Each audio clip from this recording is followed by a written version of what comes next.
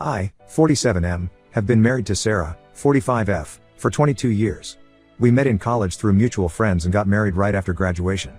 Sarah was my first and only serious relationship.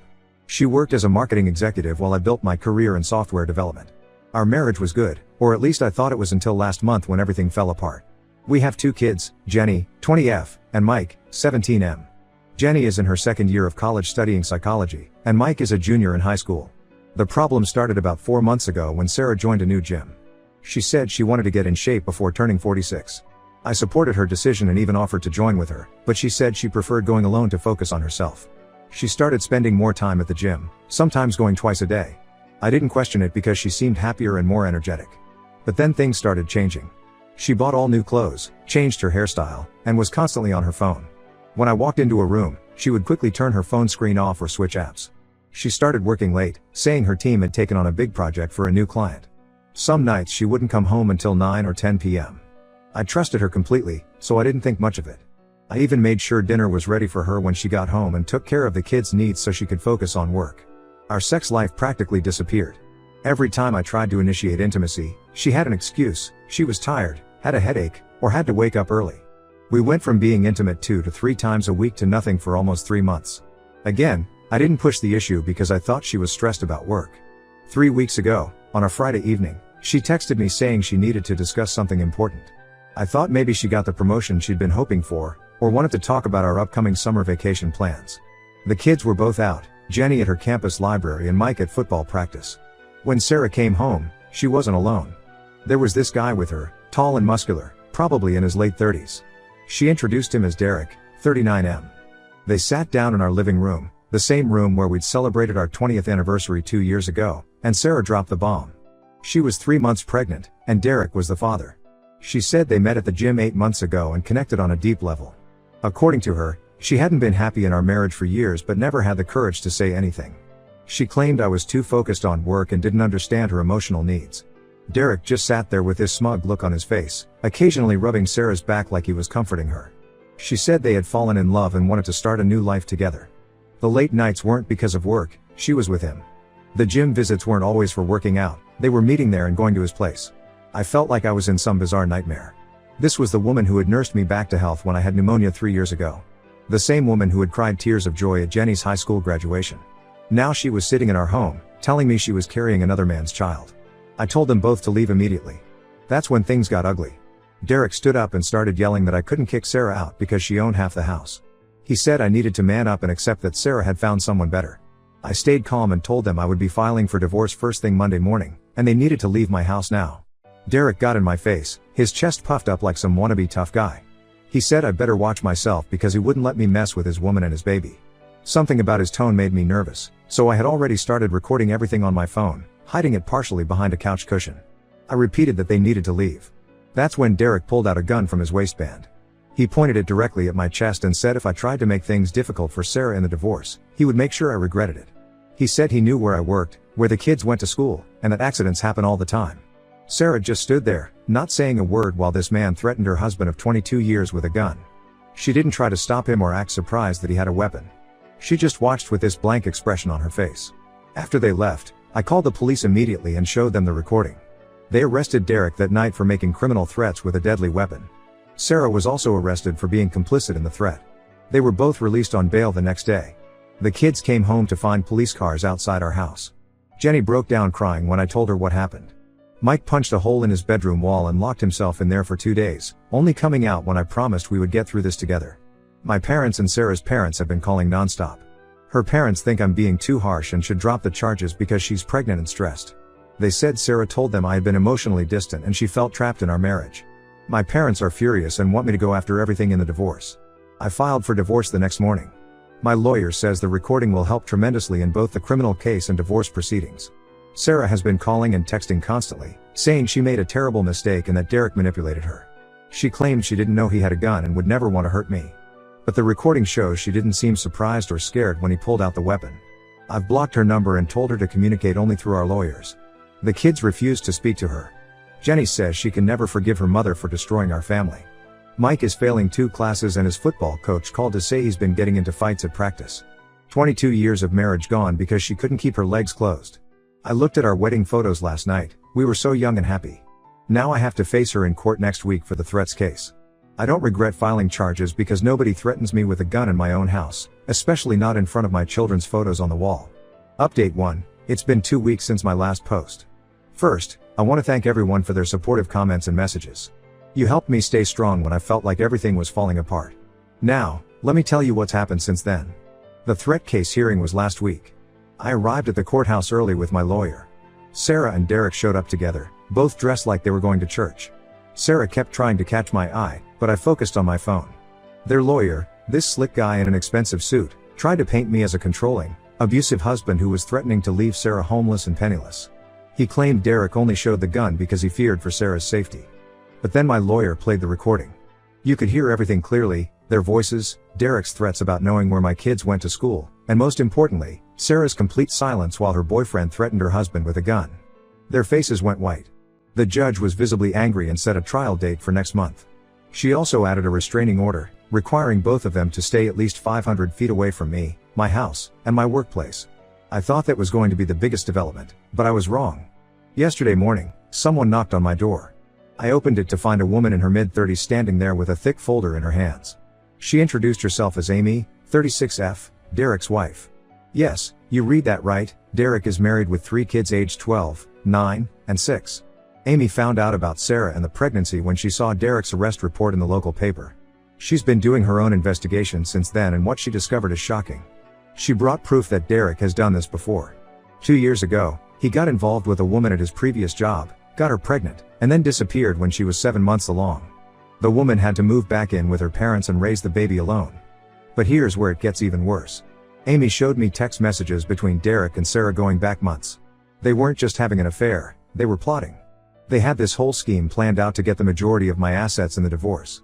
The messages showed they thought if they could provoke me into doing something violent or stupid, Sarah would get a better settlement. The gun threat wasn't some heat of the moment thing, it was premeditated. They discussed it in their texts. Derek wrote, "When we tell him, I'll bring my peace. If he gets aggressive, I'll scare him a little. That way, he'll know not to fight the divorce and you'll get everything." Sarah replied, "Perfect plan, baby. He's such a coward, he'll probably cry." I handed all this evidence to my lawyer and the DA's office. The DA is now considering adding conspiracy charges to the existing threats charge.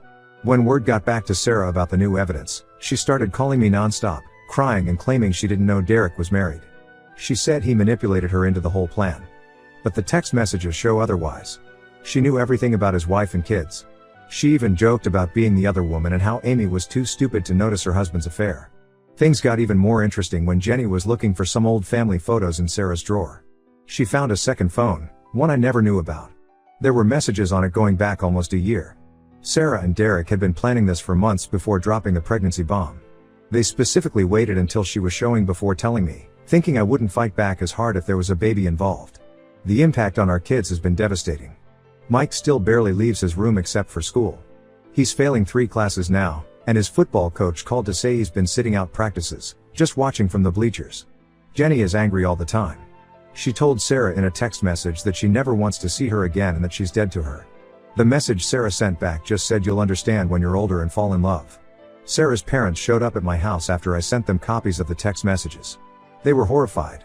Her father, who had been defending her actions and begging me to drop the charges, broke down crying in my living room. He kept saying he didn't raise his daughter to be this kind of person. They've stopped taking her calls too. My lawyer says with this new evidence, Sarah won't get much in the divorce. The conspiracy to threaten me and the premeditated nature of their plan will work against her in the property division. But honestly, I don't care about the money anymore. I just want her out of our lives. The woman in those text messages isn't the person I married. She's a stranger who spent months plotting to destroy me while sleeping in our bed and eating dinner with our family. Jenny asked me yesterday if I ever suspected anything. The truth is, I didn't. I trusted Sarah completely. Even when she was going to the gym twice a day, even when she was working late, even when she stopped wanting to be intimate, I never thought she would do this. 22 years of marriage, and I never once checked her phone or questioned her late nights. Now I know she was laughing about my trust with her lover, calling me a fool for believing in her. Update 2. It's been a month since my last update. The divorce proceedings started last week, and things have taken several unexpected turns. I need to share what's happened because it's almost unbelievable. The divorce hearing began with Sarah trying to play victim. She claimed Derek had manipulated and coerced her into participating in their scheme. Her lawyer presented a sob story about how she was a vulnerable woman trapped in an emotionally distant marriage, and Derek took advantage of her loneliness. She even brought in a colleague from work to testify about how she would cry in the break room about our supposedly troubled marriage. But her act fell apart completely after what happened at the criminal trial. Derek, facing serious jail time for the gun threat, decided to take a plea deal. The DA offered him 2 years probation and a restraining order if he would testify about their conspiracy. He took the deal, and what he revealed in court changed everything. During his plea hearing, Derek completely threw Sarah under the bus. He admitted that the entire scheme was her idea from the start. She had spotted him at the gym and recognized him from his social media as a successful real estate agent. She approached him, not the other way around. She knew he was married from the beginning because she had looked up his Facebook profile and seen pictures of his family. According to Derek, Sarah told him she was unhappy in her marriage and wanted to leave me, but she wanted to make sure she got the best possible settlement. She chose him specifically because he looked intimidating and had a concealed carry permit. The gun threat was her idea. She thought it would help prove I was abusive when I inevitably reacted violently to being threatened. But the biggest bombshell came when the paternity test results were presented in court. Sarah is definitely pregnant, but Derek isn't the father. The baby belongs to her personal trainer, a 25-year-old guy named Chad. Apparently, while she was plotting with Derek, she was also sleeping with Chad at the gym. When this revelation came out in court, Derek lost it completely. He started screaming that she had ruined his marriage for nothing. He thought she was going to divorce me, take half my assets, and then marry him. Finding out she was sleeping with someone else the entire time sent him into a rage. The bailiffs had to remove him from the courtroom. Chad showed up to testify after being subpoenaed. He had no idea Sarah was married. She told him she was divorced with 2 adult children who lived with her father. She even brought Jenny and Mike to the gym once and introduced them as her niece and nephew. Chad showed the court messages where Sarah had invited him to move in with her after she finalized her divorce from her abusive ex-husband. This revelation destroyed what little credibility Sarah had left. Her own lawyer looked disgusted. The judge called a recess, and when we returned, Sarah had a complete meltdown. She started crying about how everyone was against her and how she was just trying to find happiness. The judge was not impressed. Meanwhile, Sarah's professional life has imploded. Her company found out about the criminal charges and the conspiracy when a background check for a promotion flagged the court cases. They fired her immediately. Their ethics policy has zero tolerance for criminal behavior. She's been unable to find another job in marketing because the story has spread through our professional network. She's moved in with her sister because she can't afford an apartment. She keeps trying to contact the kids, sending long emails about how sorry she is and how she needs their support during her pregnancy. Jenny responded once, telling her that she hopes the baby grows up to betray her just like she betrayed us. Mike still won't even acknowledge her existence. The one positive development is that Mike has finally started talking again. His grades are still bad, but he's seeing a therapist twice a week and making progress. The therapist says his anger issues are normal given the circumstances, and we're working on healthy ways for him to express his feelings. The divorce proceedings are moving quickly now.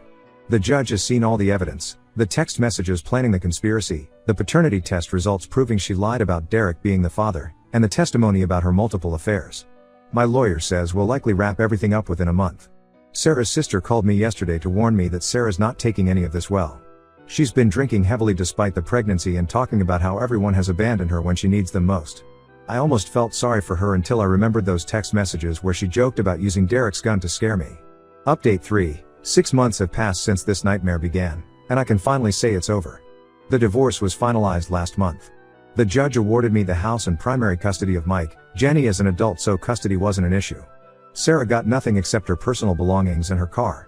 The judge cited her conspiracy with Derek and her multiple deceptions as the reason for the uneven split.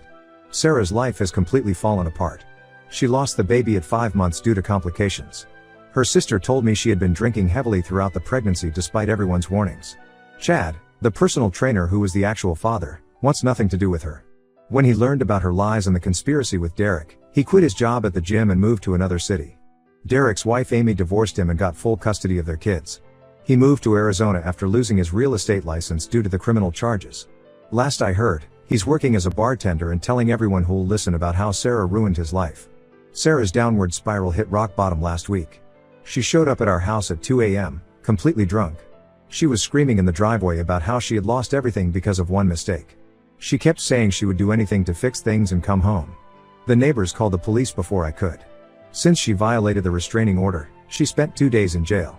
Her sister refused to bail her out, saying Sarah needed to face consequences for once in her life. The kids are doing better, finally. Jenny is back at college and seeing the campus counselor regularly. She's joined a support group for children of divorced parents and says it's helping her process everything. Mike's grades have improved to B's and C's, and he's back on the football team. His therapist says his anger issues are much better now that he's learned some coping mechanisms. Sarah's parents have been surprisingly supportive through all this. They've maintained a relationship with the kids while completely cutting contact with Sarah. Her mom comes over every Sunday to cook dinner for us, just like she used to when Sarah and I were first married. Her dad helped Mike fix the hole he punched in his bedroom wall and takes him fishing some weekends. I've started dating someone I met through a mutual friend. Lisa, 43F, is a high school teacher who went through her own divorce 3 years ago. We're taking things very slowly. The kids met her last month and seem to like her, especially since she tutored Mike in English and helped bring his grade up. She understands our situation and doesn't push for more than I'm ready to give. Sarah called me from a new number yesterday. She said she's been sober for 2 weeks and attending AA meetings. She wanted to know if I would consider giving her another chance. I hung up without responding and blocked the number. Some betrayals you can't come back from. The kids still struggle with what happened, but we're healing. Jenny told me last week that she's proud of how I handled everything, staying strong for them while not letting Sarah manipulate her way back into our lives. Mike asked if he could change his last name to mine. He had Sarah's, once he turns 18. Life isn't perfect, but we're moving forward. Sarah made her choices and now she has to live with them. I have no regrets about how I handled things. Sometimes the hardest part of being a parent is showing your kids that it's okay to cut toxic people out of your life, even if that person is their mother. We're building a new normal, and for the first time in months, I'm actually excited about the future.